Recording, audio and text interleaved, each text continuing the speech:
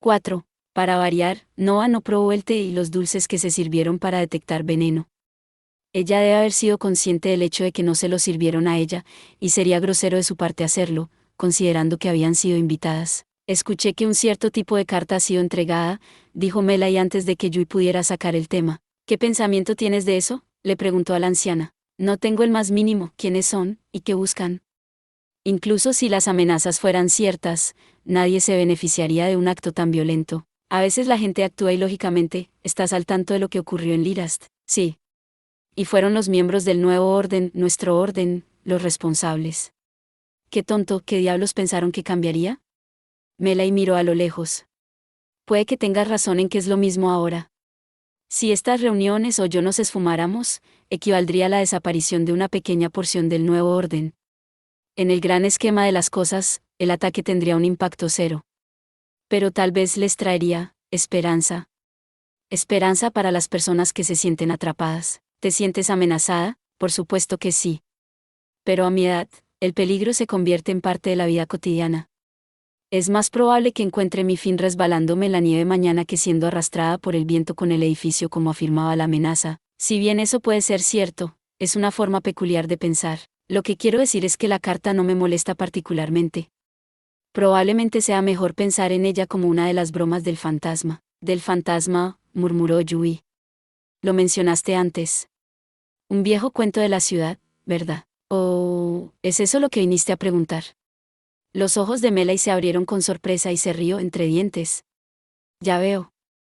De hecho, si una persona mayor como yo fuera a contar una historia mientras estaba sentada frente a la chimenea en un día como hoy, entonces debería resultar ser fantástica. Es una historia muy conocida. Desafortunadamente, yo misma no tengo mucho conocimiento al respecto, pero es bastante famosa en estos lugares, dijo Melanie. Noche tras noche en estos puedes escuchar voces, pasos, gemidos y gritos. No importa si es en una mansión o en una casa pequeña, los sonidos pueden ocurrir en cualquier lugar. Pero nunca hay nadie allí. No hay nada en los arbustos, nada en el ático. Eso es lo que dicen. Supuestamente es obra del fantasma, deslizándose sin previo aviso. No hay demasiadas menciones del espectro en estos días, pero hace mucho tiempo, había muchas personas que afirmaron haberlo escuchado. ¿Cuándo comenzaron a difundirse estas historias? De eso no estoy segura. Aunque, pensando en las costumbres, supongo que fue cuando Rednoff estuvo aquí. Es una historia bastante extraña. Eso significaría que esta leyenda se había contado durante cientos de años. Un cuento bastante antiguo. ¿Y Rednoff? Por un momento, Yui se preguntó si la historia tenía algo que ver con las varitas.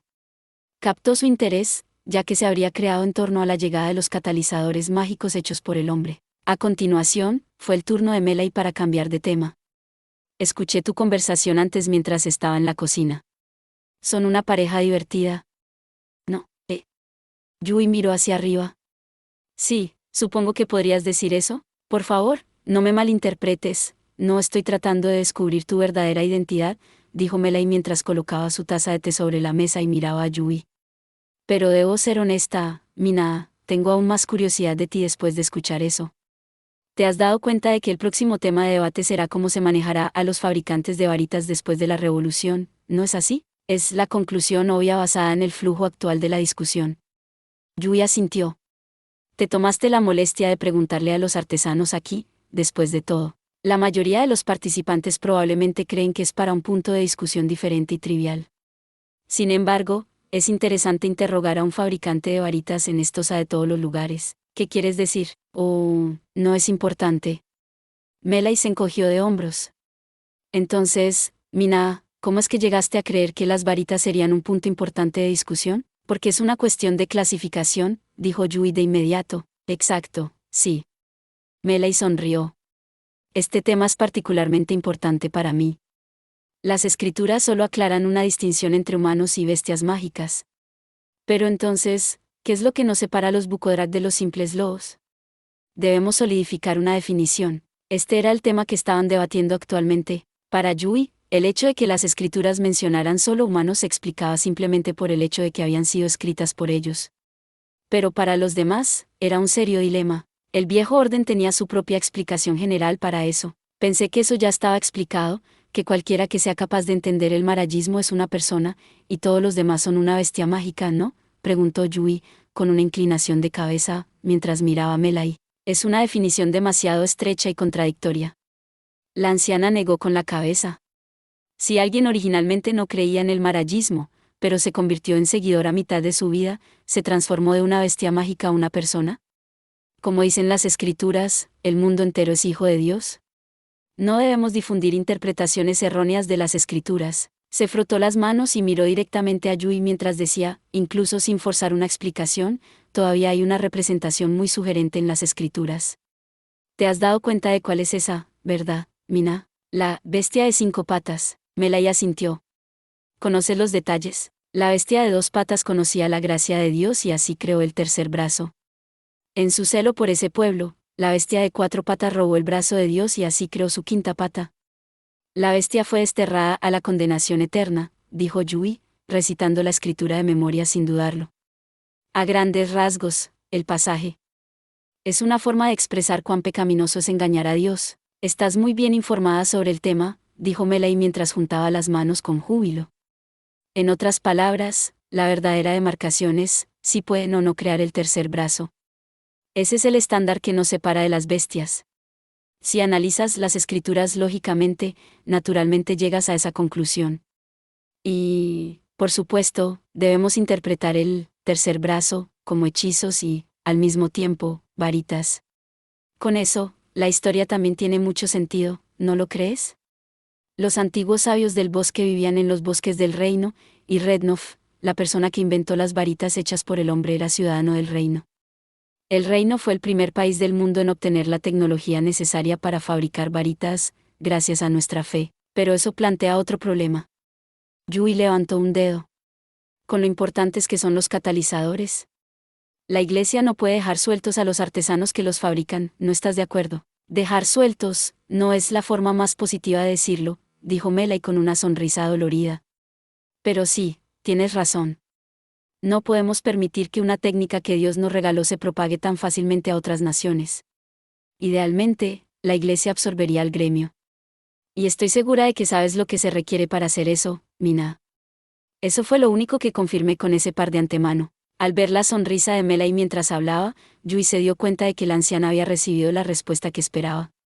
Por eso sus siguientes palabras no fueron una pregunta sino una solicitud de confirmación. No tenía fallos, ¿verdad? No. Convertir a los fabricantes de varitas en miembros del clero no causaría ningún obstáculo. Eso nos permite resumir las escrituras sin contradicción. Yui había predicho que así sería exactamente como irían las cosas. Esa era la única forma posible de clasificar las cosas si las escrituras defendían las varitas como objetos sagrados. Como mínimo, eso era lo que Melai iba a presentar como conclusión en la reunión, sin embargo, Yui aún lo consideraba extraño. Si pensaras las cosas con lógica, llegarías a la conclusión de que los fabricantes de varitas tendrían que convertirse en parte de la Iglesia. Así fue como Yui también pudo dar con la respuesta. No sabía cómo se ajustaría la fabricación de varitas para cumplir con las escrituras, pero ese no era el problema, el tema era todo lo fuera del marayismo. Las varitas eran artículos de alto valor, y un mercado masivo se había desarrollado a su alrededor, que abarcaba todo, desde la adquisición de sus materiales hasta la venta del producto real. La mayoría de los compradores eran nobles o comerciantes poderosos, gente con influencia. Y cuando considerabas el hecho de que las varitas también se usaban en el ejército, la cuestión de la fabricación de varitas se extendía hasta la seguridad del país. Melai había sugerido que la Iglesia absorbería el gremio, pero las cosas no eran tan simples. El gremio tardaría un tiempo en integrarse en la Iglesia. E incluso si eso pudiera lograrse, tendría enormes ramificaciones en el reino y su ciudadanía, pero según el tono de Melai, esos problemas no parecían ser de su incumbencia. Era casi como si pensara que toda parte de la coherencia con las escrituras era irrelevante. Yui esperaba profundizar más en el tema con Melai, pero la anciana no parecía dispuesta a mostrar su mano más que eso. Ella sonrió como si dijera que continuarían esa discusión en la reunión, luego desvió la conversación hacia temas triviales. Yui y no abandonaron la mansión de Melai antes del mediodía. Ella les había ofrecido el almuerzo, pero Yui declinó cortésmente. ¿Es por 9? Preguntó Noa de repente mientras caminaba detrás de Yui en el camino de regreso. ¿HH? ¿Qué cosa? Preguntó ella, dándose la vuelta. ¿Es el por quién estás tan preocupada, por esto? Continuó Noa, con su expresión tan en blanco como siempre. Si ser miembro del clero se agrega como requisito para ser artesano, eso sería bastante difícil para 9, es por eso que estás tratando de evitarlo. No. Creo que estás leyendo demasiado en esto. Yui se encogió de hombros. Deberías saberlo, has estado conmigo durante bastante tiempo. Soy una persona más simple que eso.